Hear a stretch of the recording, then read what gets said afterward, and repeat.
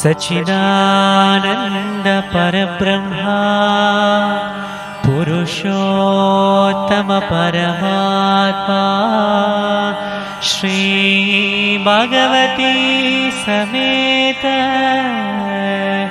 श्री भगवते नमः। सच्चिदानंद परब्रह्मा पुरुषोत्तम परमात्मा श्री भगवती समेत श्री भगवते नमः। सच्चिदानंद परब्रह्मा पुरुषोत्तम परमात्मा श्री भगवती समेत श्री भगवते नमः। श्री भगवती समेत श्री भगवते नमः। श्री भगवती समेत श्री भगवते नमः।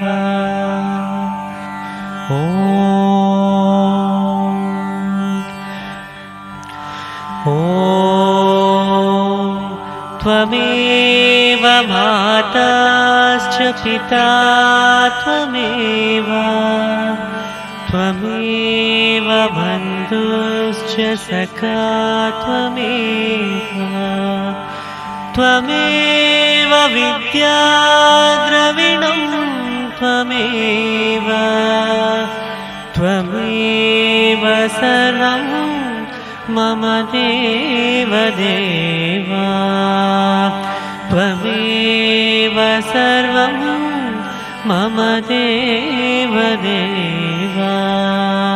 त्वमेव सर्वं मम देवदेव।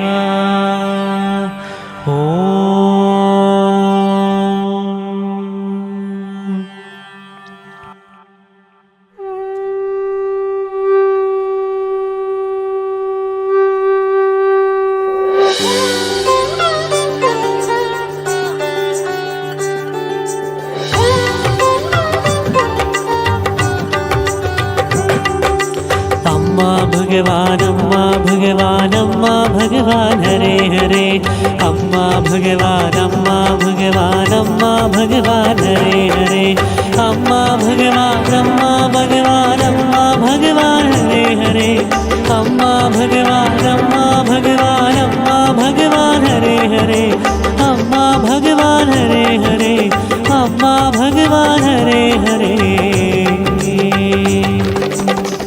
ಭಕ್ತಿಯಲ್ಲಿ ನಿನ್ನ ಹಾಡಿ ಶರಣಾದೆ ಭಕ್ತಿಯಲ್ಲಿ ನಿನ್ನ ಹಾಡಿ ಶರಣಾದೆ ಭಕ್ತ ಪರಾಧೀನನೇ ನನ್ನ ಭಗವಾನ್ ಭಕ್ತ ಪರಾಧೀನನೇ ನನ್ನಮ್ಮ ಆದಿ ಪರಾಶಕ್ತಿ बोलो श्री मनम भगवान की जय।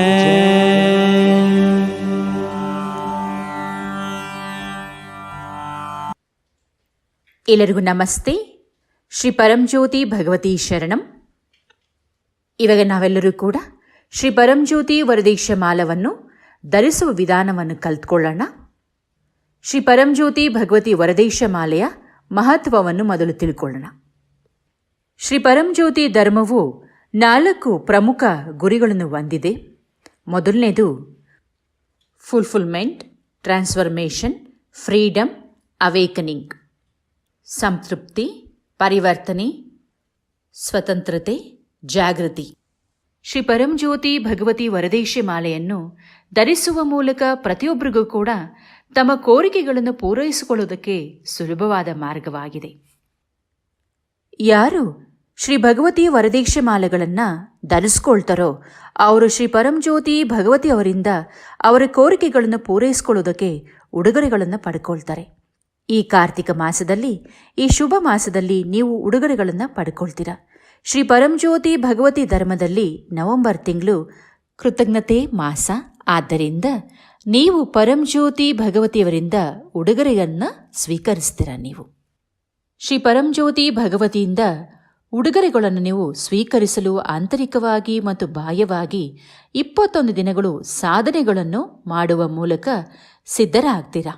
ನೀವು ಈ ಸಾಧನೆಗಳು ಮಾಡಿದಾಗ ನಿಮ್ಮ ಜೀವನವು ಪರಿವರ್ತನೆ ಆಗತ್ತೆ. ವರದೀಕ್ಷೆ ಮಾಲಾ ಅಂತ ಹೇಳಿದ್ರೆ ಪವಾಡಗಳನ್ನು ನಿಮಗೆ ಸಂಭವಿಸುತ್ತೆ. ತಮ್ಮ ಜೀವನದಲ್ಲಿ ಪವಾಡಗಳ ಮಳೆಯನ್ನೇ ವೀಕ್ಷಿಸಲು ಬಯಸಿದರೆ ಶ್ರೀ ಪರಂಜ್ಯೋತಿ ವರದೀಕ್ಷೆ ಮಾಲವನ್ನು ಧರಿಸಬೇಕು ನೀವು. ಈ ಮಾಲ ವಿಶೇಷವಾಗಿ ನಿಮ್ಮ ಕೋರಿಕೆಗಳನ್ನು ಪೂರೈಸಲು, ಆದ್ದರಿಂದ ಇದನ್ನು ವರದೀಕ್ಷೆ ಮಾಲಾ ಅಂತ ಹೇಳಿ ಕರೆಯಲಾಗುತ್ತೆ. ಇದನ್ನು ಈಗ ನಿಮಗೆ ಒಂದು ಚಿಕ್ಕ ಕಥೆಯನ್ನು ಹೇಳ್ತೀನಿ. ಒಬ್ಬ ವ್ಯಕ್ತಿ ಕಾಡಿನಲ್ಲಿ ಪ್ರಯಾಣ ಮಾಡ್ತಾ ಇದ್ದ. ಆ ವ್ಯಕ್ತಿಗೆ ತುಂಬ ಸುಸ್ತಾಯಿತು. ಅದಕ್ಕೆ ಅಲ್ಲಿ ಹೋಗಿ ಮರದ ಕೆಳಗಡೆ ಹೋಗಿ ಮಲ್ಕೊಂಡ್ಬಿಡ್ತಾರೆ. ನಿದ್ದೆ ಮಾಡಾದ್ಮೇಲೆ ಎದ್ದು ತುಂಬ ಬಾಯಾರಿಕೆ ಅನ್ನಿಸುತ್ತೆ. ಬಾಯಾರಿಕೆ ಅಂದ ತಕ್ಷಣವೇ ಅವರ ಕಣ್ಣು ಮುಂದೆ ನೀರು ಪ್ರತ್ಯಕ್ಷ ಆಗುತ್ತೆ. ಸ್ವಲ್ಪ ನಂತರ ಮತ್ತೆ ಹೊಟ್ಟೆ ಹಸಿವು ಅನಿಸುತ್ತೆ. ಅವನ ಮುಂದೆ ನೋಡಿದ್ರೆ ಮತ್ತೆ ಆಹಾರ ಕೂಡ ಪ್ರತ್ಯಕ್ಷ ಆಗತ್ತೆ.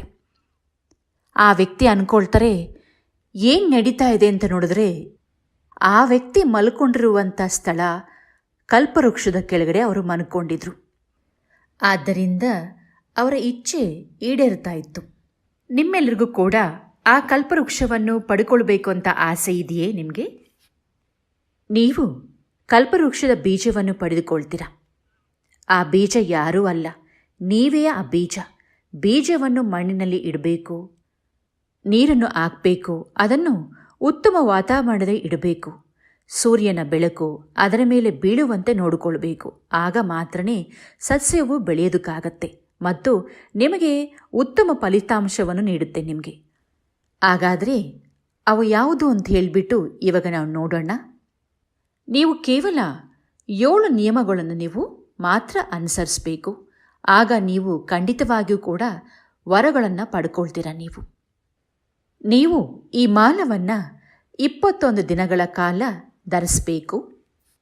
ಪ್ರತಿದಿನ ಬೆಳಗ್ಗೆ ನಿಮ್ಮ ಮನೆಯಲ್ಲಿರುವಂಥ ಶ್ರೀಮೂರ್ತಿಗೆ 3 ಬಾರಿ ಮೂಲ ಮಂತ್ರವನ್ನು ಜಪಿಸ್ತಾ ಆರತಿಯನ್ನು ಮಾಡ್ತೀರ ನೀವು.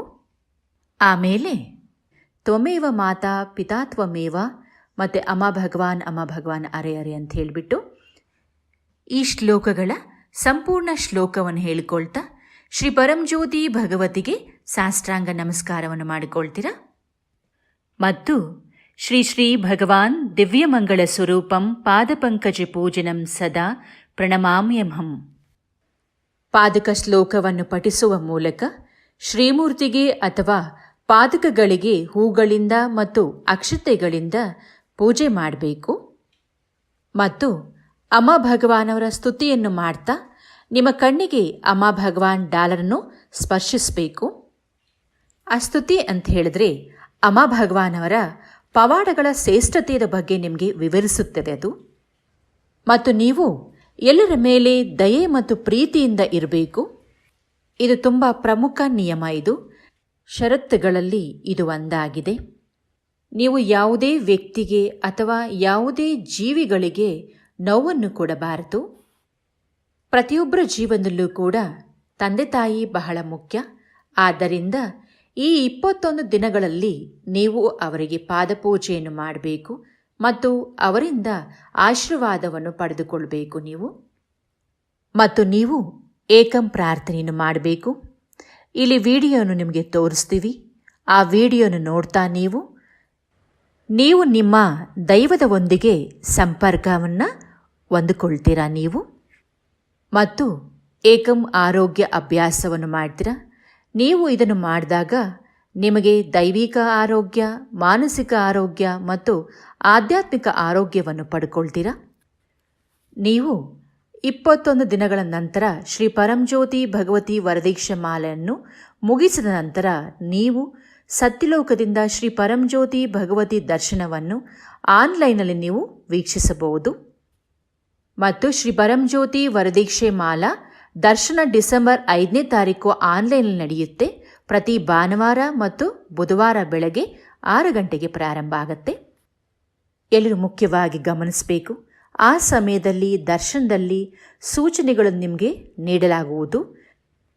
ನೀವು ವರದೀಕ್ಷೆ ಮಾಲೆಯ ವಿರಮಣವನ್ನು ಕೇಳಬಹುದು ಮತ್ತು ಮಾಡಬಹುದು. ಎಲ್ಲರಿಗೂ ನಮಸ್ತೆ. ಶ್ರೀ ಪರಂಜ್ಯೋತಿ ಭಗವತಿ ಶರಣಂ. ಓಂ ಶ್ರೀಂ ಪರಂಜ್ಯೋತಿ ಭಗವತಿ ವರಪ್ರದಾಯಿನ್ಯೈ ನಮಃ. ಓಂ ಶ್ರೀಂ ಪರಂಜ್ಯೋತಿ ಭಗವತಿ ವರಪ್ರದಾಯಿನ್ಯೈ ನಮಃ. ಓಂ ಶ್ರೀಂ ಪರಂಜ್ಯೋತಿ ಭಗವತಿ ವರಪ್ರದಾಯಿನ್ಯೈ ನಮಃ.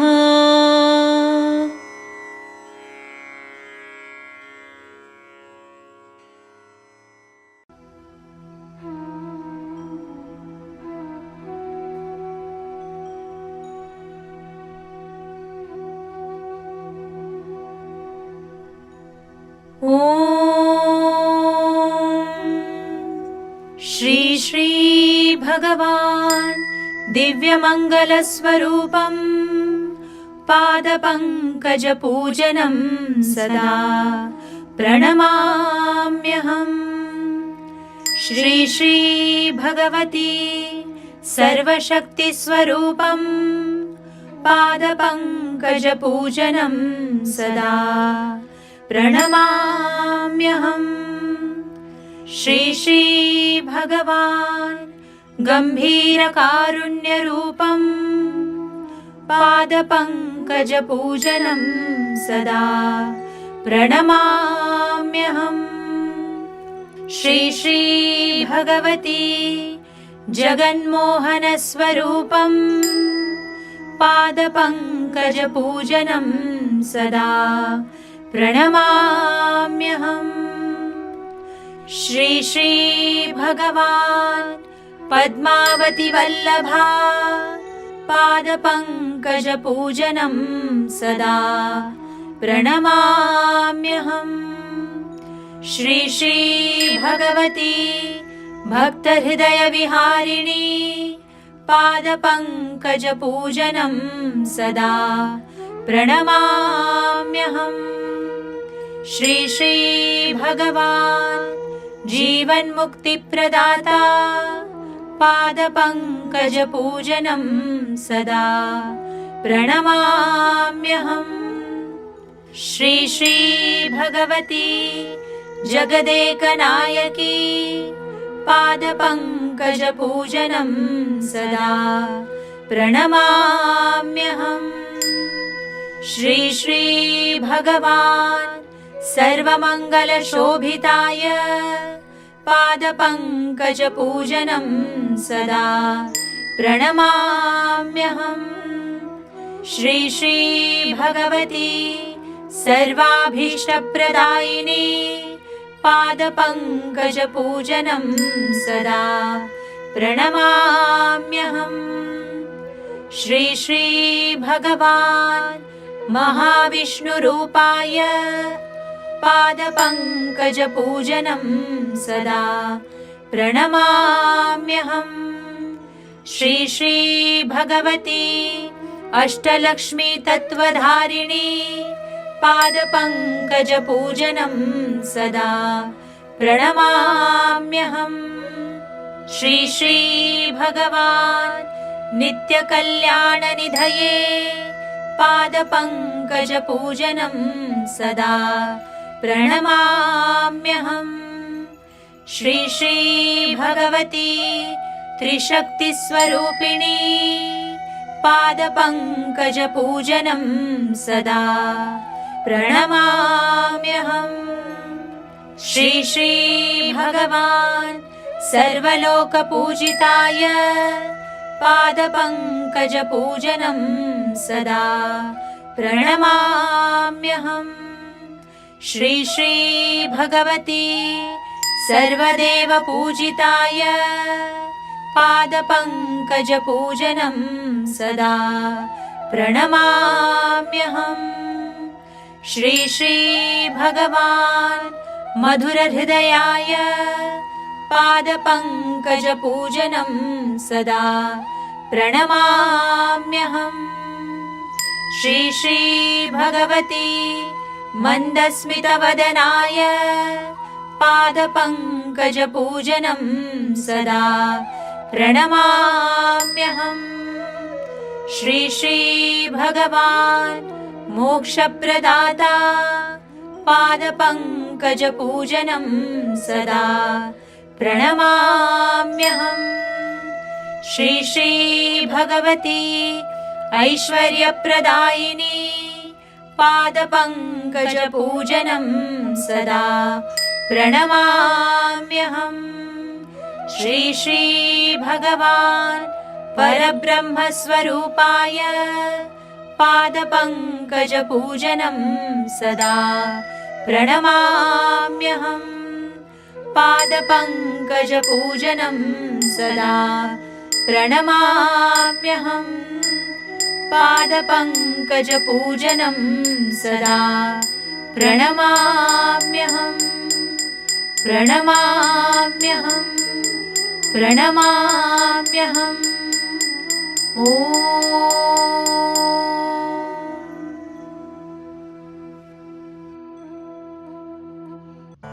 ಅಮ್ಮ ಭಗವತ್ಪತ್ನಿ, ಮೂಗನ ಬಾಯಿಯಿಂದಲೂ ಮಂತ್ರ ಹೊರಡಿಸುವ ಮೂಕಾಂಬಿಕೆಯೇ ನಿನಗೆ ನನ್ನ ಪ್ರಣಾಮಗಳು.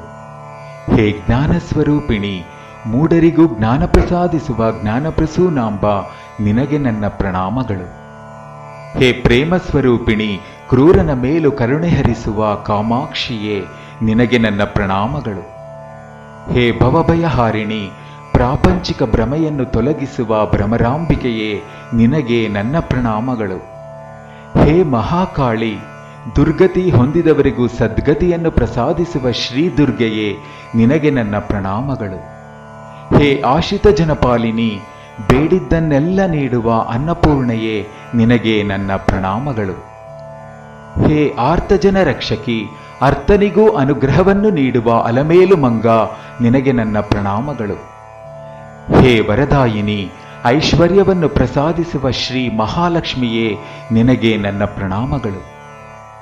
ಹೇ ಸರ್ವಮಂಗಳದಾಯಿನಿ, ದುಷ್ಟಶಕ್ತಿಯನ್ನು ವಿನಾಶಗೈವ ಧೈರ್ಯ ಲಕ್ಷ್ಮಿಯೇ, ನಿನಗೆ ನನ್ನ ಪ್ರಣಾಮಗಳು. ಹೇ ಜಗನ್ಮಾತಾ, ಮೃತ್ಯುವಿಗೂ ಪ್ರಾಣ ಭಿಕ್ಷೆಯನ್ನು ನೀಡುವ ಅಮೃತ ಮೂರ್ತಿಯೇ, ನಿನಗೆ ನನ್ನ ಪ್ರಣಾಮಗಳು. ಹೇ ಭವತಾರಿಣಿ, ಭಯವನ್ನು ತೊಲಗಿಸುವ ಭವಾನಿಯೇ, ನಿನಗೆ ನನ್ನ ಪ್ರಣಾಮಗಳು. ಹೇ ಶುಭದಾತ್ರಿ, ಸುಜ್ಞಾನವನ್ನು ಪ್ರಸಾದಿಸುವ ಸರಸ್ವತಿಯೇ, ನಿನಗೆ ನನ್ನ ಪ್ರಣಾಮಗಳು. ಹೇ ನಾರಾಯಣಿ, ರೋಗಾದಿಗಳಿಗೂ ಆರೋಗ್ಯವನ್ನು ಪ್ರಸಾದಿಸುವ ರಾಜರಾಜೇಶ್ವರಿಯೇ, ನಿನಗೆ ನನ್ನ ಪ್ರಣಾಮಗಳು. ಹೇ ಲೋಕಪಾವನಿ, ಸಕಲ ತೀರ್ಥಗಳಲ್ಲೂ ನೆಲೆಸಿರುವ ಗಂಗೆಯೇ, ನಿನಗೆ ನನ್ನ ಪ್ರಣಾಮಗಳು. ಹೇ ಕೃಪಾ ಸಾಗರಿ, ಮಧುರ ಸುಧಾಮೂರ್ತಿ, ಮೀನಾಕ್ಷಿ ಸ್ವರೂಪಿಣಿಯೇ, ನಿನಗೆ ನನ್ನ ಪ್ರಣಾಮಗಳು. ಹೇ ಆಶ್ರಿತ ಜನಪಾಲಿನಿ, ಭಕ್ತಾಭಿಷ್ಟ ಪ್ರದಾಯಿನಿ, ಸರ್ವ ಪಾಪ ವಿನಾಶಿನಿ ಜಗದಾಂಬಿಕಾ, ಸ್ವೀಕರಿಸು ನನ್ನ ಪ್ರಣಾಮಗಳು. ಹೇ ಲೋಕರಕ್ಷಕ, ಯಾರ ವದನದಿಂದ ಹೊರಬರುವ ಚಿರುಮಂದ ಹಾಸವು ವ್ಯಸನಿಯಲ್ಲಿ ವ್ಯಕ್ತಿತ್ವ ವಿಕಾಸ ತರುತ್ತದೋ, ಓ ತೇಜೋಮೂರ್ತಿ, ನಿನಗೆ ನನ್ನ ಪ್ರಣಾಮಗಳು. ಹೇ ಜಗನ್ನಾಯಕ, ಯಾರ ಪಾದ ಧೂಳಿನಿಂದ ಈ ಧರಣಿ ಅವತರಿಸಿತೋ, ಆ ಪಾದ ಪದ್ಮಗಳಿಗೆ ನನ್ನ ಪ್ರಣಾಮಗಳು. ಹೇ ಜ್ಯೋತಿ ಸ್ವರೂಪ, ಯಾರ ಕಣ್ಣಿನ ಕಾಂತಿಯಿಂದ ಸೂರ್ಯ ಚಂದ್ರರು ಉದಯಿಸಿದರೋ, ಆ ನೇತ್ರದ್ವಯಗಳಿಗೆ ನನ್ನ ಪ್ರಣಾಮಗಳು. ಹೇ ಹೃದಯೇಶ, ಯಾರ ಕರುಣೆ ದೃಷ್ಟಿಯಿಂದ ಕ್ರೂರನಲ್ಲೂ ಕರುಣೆ ಜನಿಸುವುದೋ, ಆ ಕಾರುಣ್ಯ ಮೂರ್ತಿಗೆ ನನ್ನ ಪ್ರಣಾಮಗಳು. ಹೇ ಪರಮೇಶ, ಯಾರ ಆಶೀರ್ವಚನವು ಮೂರ್ಖನನ್ನು ಮುಕ್ತನನ್ನಾಗಿ ಮಾಡುವುದೋ, ಆ ಮುಕ್ತೀಶ್ವರನಿಗೆ ನಮ್ಮ ಪ್ರಣಾಮಗಳು. ಹೇ ಪರಮ ಮಿತ್ರ, ಯಾರ ಮೃದು ನುಡಿಗಳಿಂದ ಪಾಮರನೂ ಸಹ ಪರಮಜ್ಞಾನಿಯಾಗಿ ಆಗುವನೋ, ಆ ಜ್ಞಾನೇಶ್ವರನಿಗೆ ನನ್ನ ಪ್ರಣಾಮಗಳು. ಹೇ ಪದ್ಮಾವತಿ ವಲ್ಲಭ, ಯಾರ ಚರಣ ಸ್ಪರ್ಶದಿಂದ ಮಾನವ ಜನ್ಮ ಚರಿತಾರ್ಥವಾಗುವುದೋ ಓ ಲೋಕಪಾವನ, ನಿನ್ನ ಪಾದ ಕಮಲಗಳಿಗೆ ನನ್ನ ಪ್ರಣಾಮಗಳು. ಹೇ ಭಕ್ತ ಹೃದಯ ವಾಸ, ಯಾರ ದಯಾ ದೃಷ್ಟಿಯಿಂದಲೇ ಅತಿ ದರಿದ್ರನೂ ಸಹ ಕನಕಾಭರಣ ಭೂಷಿತನಾಗುವನೋ ಓ ಪರಮಮಿತ್ರ, ನಿನಗೆ ನಮ್ಮ ಪ್ರಣಾಮಗಳು. ಹೇ ವೇದ ವೇದಾಂತರಂಗ, ಯಾರ ಮಹಿಮೆ ಅರಿತು ಮನುಷ್ಯನು ಮೋಕ್ಷಗಾಮಿಯಾಗಿ ಮಾರ್ಪಡುವನೋ ಹೇ ಅನಂತಾಶಯನ, ನಿನಗೆ ನಮ್ಮ ಪ್ರಣಾಮಗಳು. ಹೇ ವಿಶ್ವಂಬರ, ಯಾರ ಪಾದಸೇವಾ ಭಾಗ್ಯದಿಂದ ಈ ಜನ್ಮ ಪಾವನವಾಗುವುದೋ ಆ ಪಾದಾರ ವಿಂದಗಳಿಗೆ ನಮ್ಮ ಪ್ರಣಾಮಗಳು.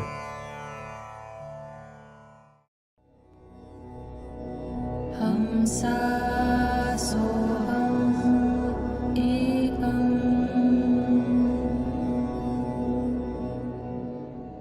ಏಕಂ ಅಪಾರ ಪವಾಡಗಳ ಮೂಲ. ಏಕಂ ನಿಮ್ಮೆಲ್ಲ ಕೋರಿಕೆಗಳನ್ನು ಮೀರಿದ ಮುಕ್ತಿಯ ಸ್ಥಿತಿಗೆ ಕರೆದೊಯ್ಯುತ್ತದೆ. ಏಕಂ ಪ್ರಾರ್ಥನೆಯ ಮೂಲಕ ನೀವು ನಿಮ್ಮ ಜೀವನದಲ್ಲಿ ಪ್ರತಿಯೊಂದು ರೀತಿಯ ಅದ್ಭುತ ಪವಾಡಗಳನ್ನು ಅನುಭವಿಸುವಿರಿ.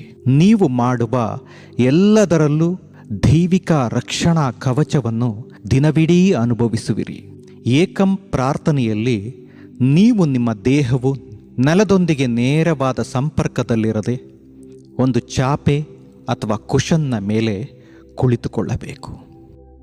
ಏಕೆಂದರೆ ಪ್ರಾರ್ಥನಾ ಸಮಯದಲ್ಲಿ ಉತ್ಪತ್ತಿಯಾಗುವ ಜೈವಿಕ ಶಕ್ತಿಗಳು ಅಥವಾ ಕುಂಡಲಿನಿಯನ್ನು ಭೂಮಿಯು ತನ್ನೊಳಗಡೆ ಹೀರಿಕೊಂಡು ಬಿಡುತ್ತದೆ.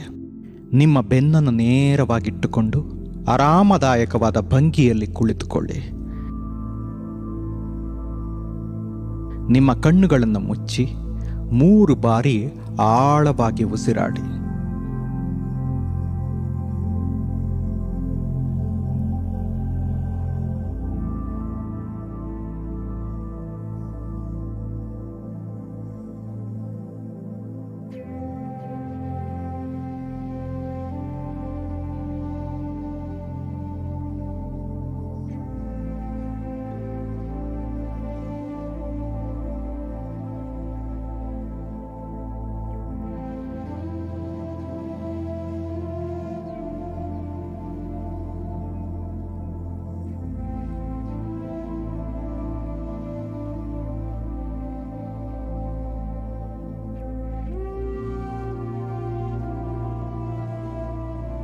ನಿಮ್ಮ ಕೈಗಳನ್ನು ಎದೆಯ ಮಟ್ಟಕ್ಕಿಂತ ಮೇಲೆ ಅಗಲವಾಗಿ ವಿಸ್ತರಿಸಿ ನಿಮ್ಮ ತಲೆಯನ್ನು ಆಕಾಶದೆಡೆ ಮೇಲೆತ್ತಿ ನಿಮ್ಮ ಆತ್ಮವನ್ನು ಅನುಗ್ರಹದಿಂದ ತುಂಬಿಸಲು ಭಗವಂತನಲ್ಲಿ ಪ್ರಾರ್ಥಿಸಿ.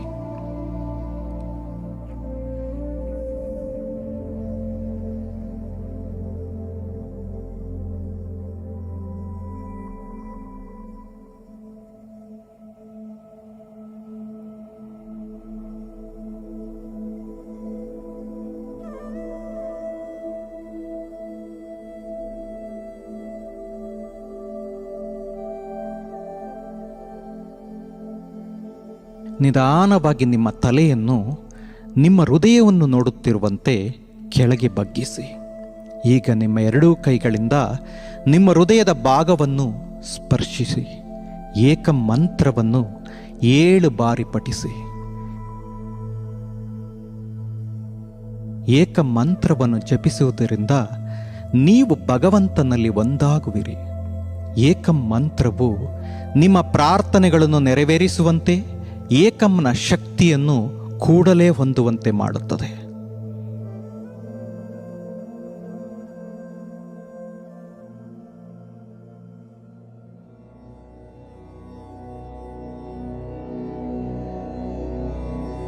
ಹಂಸಾ ಸೋಹಂ ಏಕಂ.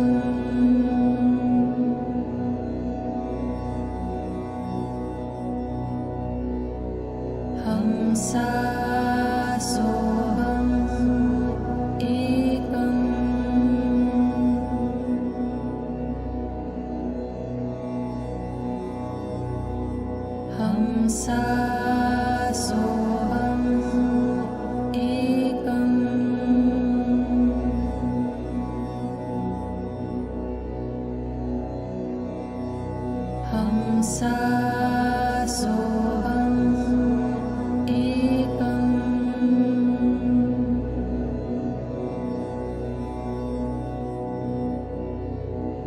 हंसा सोऽहम् एकम्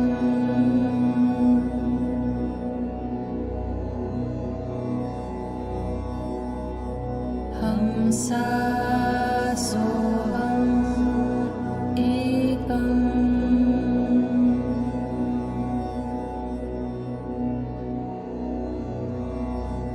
हंसा सोऽहम् एकम्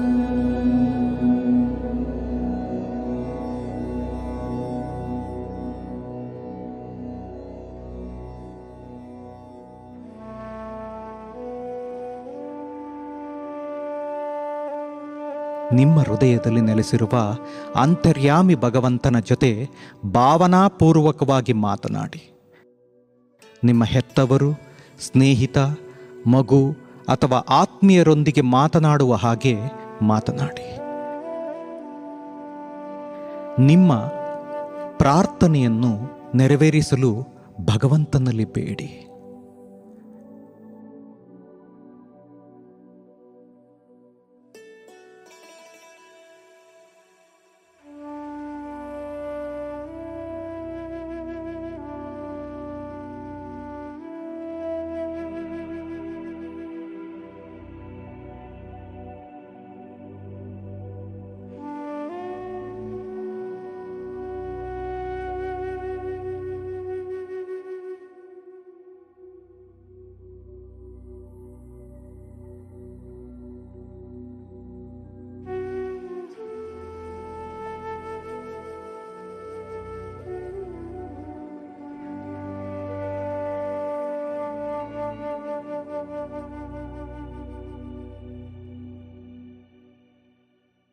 ಈಗ ನಿಮ್ಮ ಗಲ್ಲವನ್ನು ಮೇಲಕ್ಕೆತ್ತಿ ನಿಮ್ಮ ತಲೆಯನ್ನು ನೇರವಾಗಿಟ್ಟುಕೊಳ್ಳಿ. ಈ ಹಂತದಲ್ಲಿ ನಿಮ್ಮ ಪ್ರಾರ್ಥನೆ ಈಗಾಗಲೇ ವಾಸ್ತವವಾಗಿರುವ ಹಾಗೆ ಕಲ್ಪಿಸಿಕೊಳ್ಳಿ ಮತ್ತು ಅನುಭವಿಸಿ.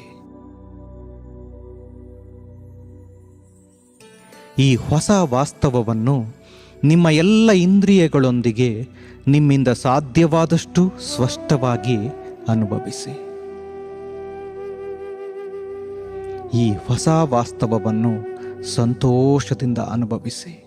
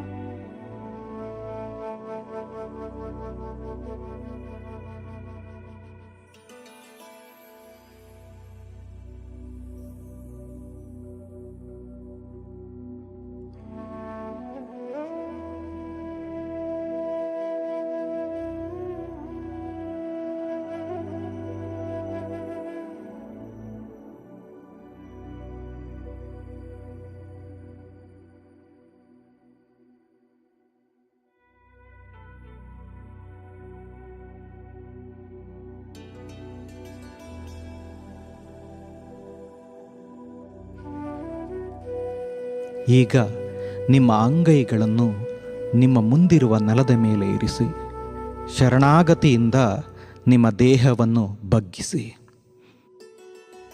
ನೀವು ನಿಮ್ಮೆಲ್ಲ ಜವಾಬ್ದಾರಿಗಳನ್ನು ಭಗವಂತನ ಪಾದಕ್ಕೆ ಅರ್ಪಿಸುತ್ತಿದ್ದೀರೆಂದು ಭಗವಂತನಿಗೆ ತಿಳಿಸಿ.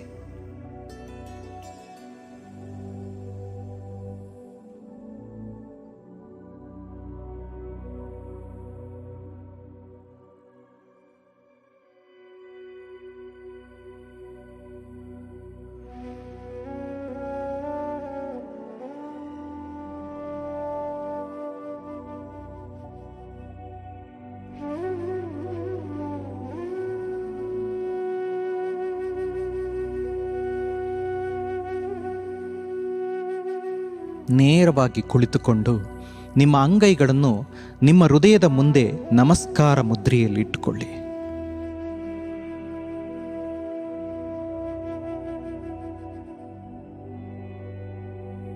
ನೀವು ಈಗಾಗಲೇ ದೇವರಿಂದ ಪಡೆದ ಆಶೀರ್ವಾದವನ್ನು ನೆನೆಯಿರಿ.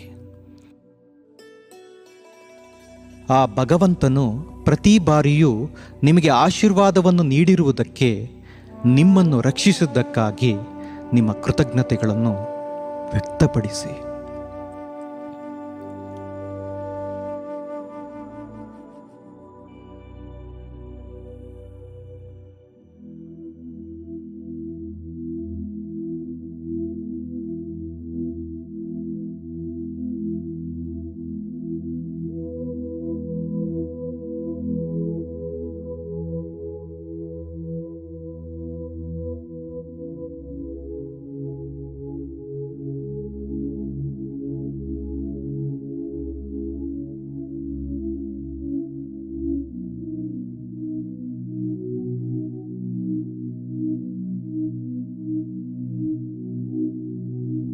ನೀವು ಕಣ್ಣುಗಳನ್ನು ತೆರೆಯಬಹುದು.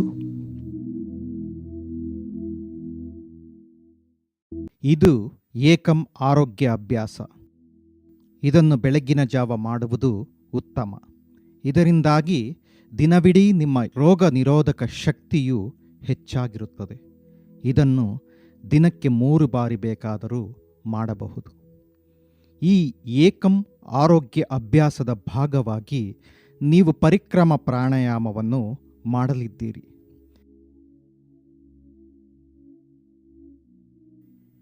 ಪರಿಕ್ರಮ ಪ್ರಾಣಾಯಾಮದ 42 ಸೈಕಲ್ಸ್ಗಳಲ್ಲಿ ನೀವು ಸಹಜವಾದ ಉಚ್ಛ್ವಾಸವನ್ನು ಮತ್ತು ಉಜ್ಜಯಿ ನಿಶ್ವಾಸ ಅಂದರೆ ಸಾಗರ ನಿಶ್ವಾಸವನ್ನು ಮಾಡುವಿರಿ.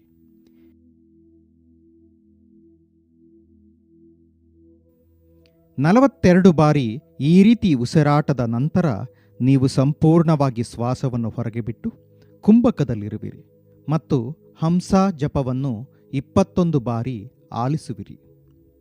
ನಂತರ ನೀವು ಶ್ವಾಸವನ್ನು ತೆಗೆದುಕೊಂಡು ಕುಂಭಕದಲ್ಲಿರುವಿರಿ ಮತ್ತು ಹಂಸ ಎಂಬ ಜಪವನ್ನು 11 ಬಾರಿ ಆಲಿಸುವಿರಿ. ಹಂಸ ಮಂತ್ರದ ಅರ್ಥ ನಾನೇ ನೀನು ಎಂದು. ನಿಮ್ಮ ಉಚ್ಛ್ವಾಸದ ನಿಜವಾದ ಶಬ್ದವೇ ಹಂಸ.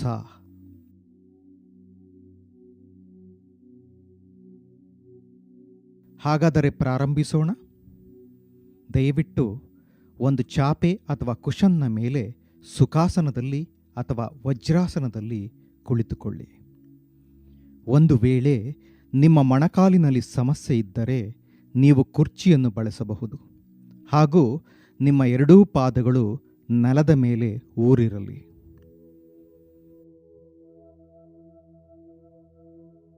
ನಿಮ್ಮ ಅಂಗೈಗಳನ್ನು ಜೋಡಿಸಿ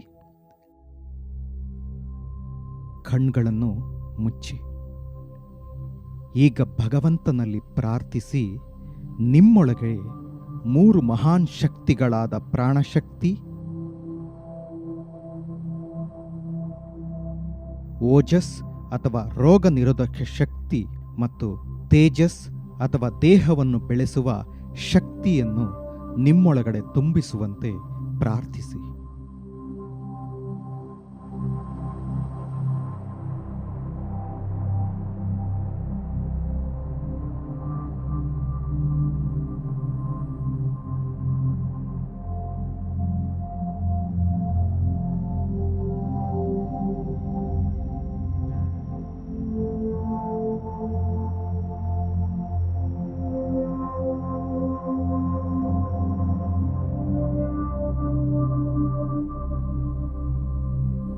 ಈಗ ನಿಮ್ಮ ಕೈಗಳನ್ನು ರಿಲ್ಯಾಕ್ಸ್ ಮಾಡಿ. ಈಗ ನಾವು ಪರಿಕ್ರಮ ಪ್ರಾಣಾಯಾಮವನ್ನು ಪ್ರಾರಂಭಿಸೋಣ. ಕೇವಲ ಮೂಗಿನ ಮೂಲಕ ಉಸಿರಾಡಿ. ನಿಮ್ಮ ಬಾಯಿ ಮುಚ್ಚಿರಲಿ. ದೀರ್ಘವಾಗಿ ನಿಮ್ಮ ಶ್ವಾಸಕೋಶದೊಳಗೆ ಶ್ವಾಸವನ್ನು ತೆಗೆದುಕೊಳ್ಳಿ ಮತ್ತು ದೀರ್ಘವಾಗಿ ಉಜ್ಜಯಿ ನಿಶ್ವಾಸ ಅಥವಾ ಸಾಗರದ ನಿಶ್ವಾಸವನ್ನು ಮಾಡಿ. ಆಳವಾಗಿ ಶ್ವಾಸವನ್ನು ಒಳಗೆ ತೆಗೆದುಕೊಳ್ಳುತ್ತಾ ನಿಮ್ಮ ಶ್ವಾಸಕೋಶವನ್ನು ತುಂಬಿಕೊಳ್ಳಿ. ಉಜ್ಜಯಿ ನಿಶ್ವಾಸವನ್ನು ಮಾಡಿ. ಈಗ ನೀವು ಪರಿಕ್ರಮ ಪ್ರಾಣಾಯಾಮವನ್ನು 42 ಬಾರಿ ಮಾಡಬಹುದು.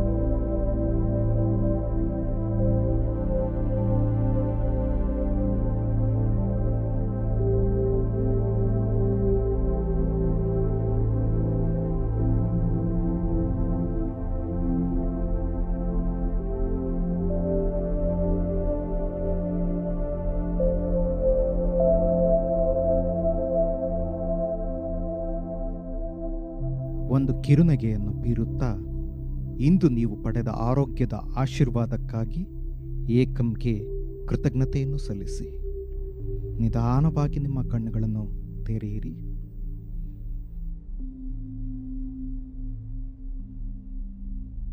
ನಿಮ್ಮ ಕಾಲು ಬೆರಳುಗಳನ್ನು ಮುಂದಕ್ಕೆ ಮತ್ತು ಹಿಂದಕ್ಕೆ ಅಲ್ಲಾಡಿಸಿ ನಿಧಾನವಾಗಿ ಒಂದು ಪಕ್ಕಕ್ಕೆ ತಿರುಗಿ ನಿಧಾನವಾಗಿ ಎದ್ದು ಕುಳಿತುಕೊಳ್ಳಿ.